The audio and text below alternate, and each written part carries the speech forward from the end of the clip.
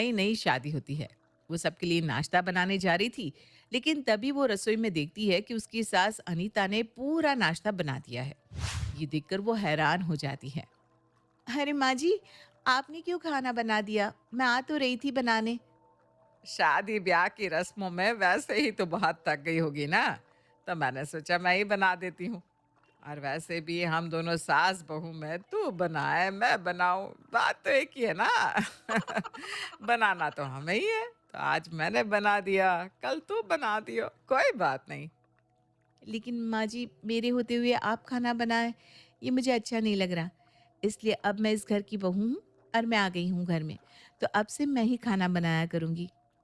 अरे बहू, तब तो तू गलत बोल रही है। तू घर की बहू नहीं बल्कि बेटी है, और मेरी बेटी कभी कभी आराम भी कर सकती है। जरूरी नहीं कि हर वक्त रसोई में घुसी रहे। मैं ऐसा कभी नहीं सोचती।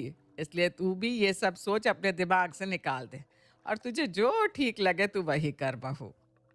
नई नई बहू आई है तभी दिखावा कर रही है अच्छी सास बनने का, वरना मैं भी जानती हूँ ये सारी सास एक जैसी होती है, अपनी बहू पर हुक्म चलाने वाली और उन्हें दबा कर रखने वाली।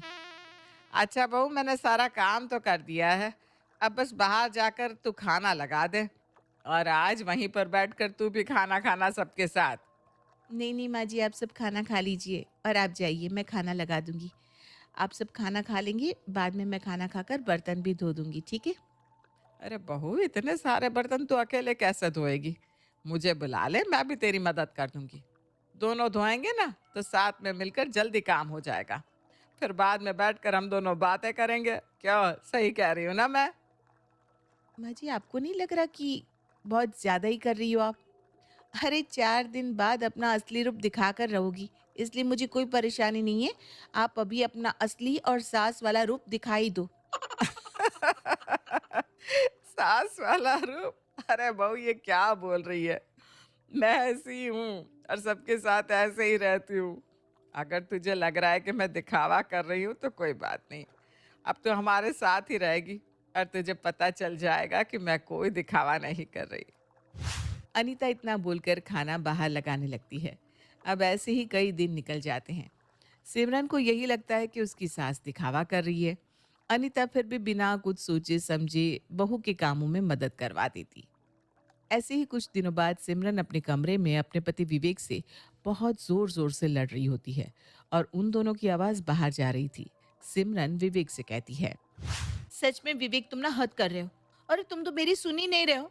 ये तो गलत है ना। मैं तुम्हारी पत्नी हूँ, मैं तुमसे बात नहीं करूंगी तो किससे बात करूंगी? अरे हद तो तुम कर रही हो सिमरन। मैंने जब बोल दिया कि यही होगा तो तुम मान क्यों नहीं लेती? तुम्हें अपनी बात रखना जरूरी है क्या? और मैंने कौन सी गलत बात की है? मैं भी तो सही कह रहा हूँ ना कि तुम भी बिना बात के तमाशा खड़ा कर रही हो। उन दोनों के चिल्लाने की आवाज सुनकर अनीता वहां आ जाती है। अरे क्या हो गया? तुम दोनों इतना चिल्ला क्यों रहे हो? तुम्हारी आवाज कमरे के बाहर तक आ रही है, और आवाज सुनकर मुझे आना पड़ा। अरे क्या हो गया? इतनी लड़ाई क्यों कर रहे हो? माँ बाप ही सिमरन को समझाओ। अरे सिमरन को लगता है कि मैं उसे कहीं घूमने लेकर नहीं जाता। आपको तो पता है ना मुझे कितने काम होते हैं। एक दिन की छुट्टी नहीं मिलती। मैं कैसे करूं? सिमरन गुस्सा हो रही है। अब मैं क्या कहूँ बताओ तो? ये सही है विवेक, माँ जी को बुला लिया ताकि वो तुम्हारी तरफ ले। और मुझे पता है ना, शादी के बाद आप मुझे कहीं घुमाने लेकर नहीं गए, पिक्चर तक नहीं दिखाई, और अब आप बोल रहे हो कि मैं समझू? नहीं समझ सकती मैं ये सब। देख रही हो ना माँ कैसे सिमरन बहस कर रही है इतनी सी बात को लेकर। और मुझे भी काम रहता है।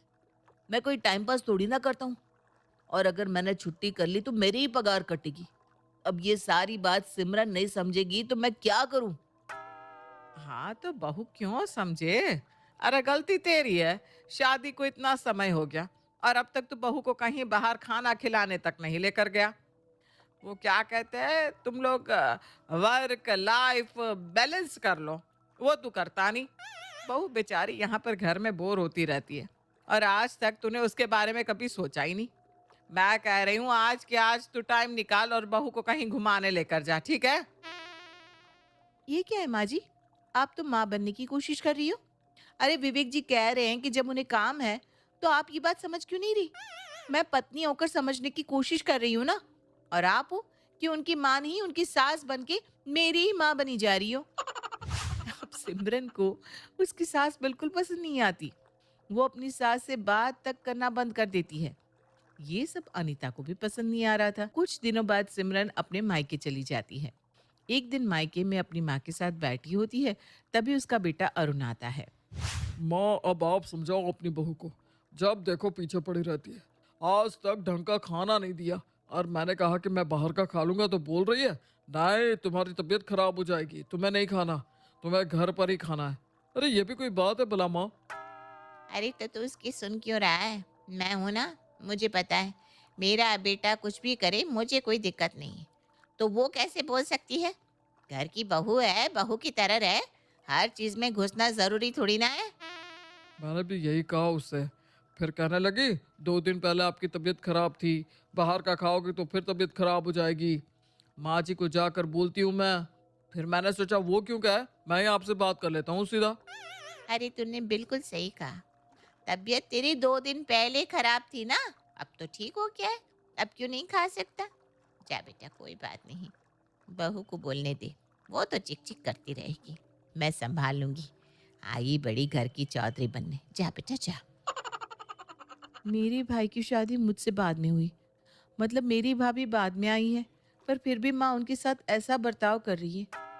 और मेरी शादी को इतना समय हो गया, लेकिन आज तक मेरी सास ने कभी मुझसे ऐसे बात नहीं करी। मेरी सास सच में मेरी माँ ही है। मैं ही गलत समझ बैठी।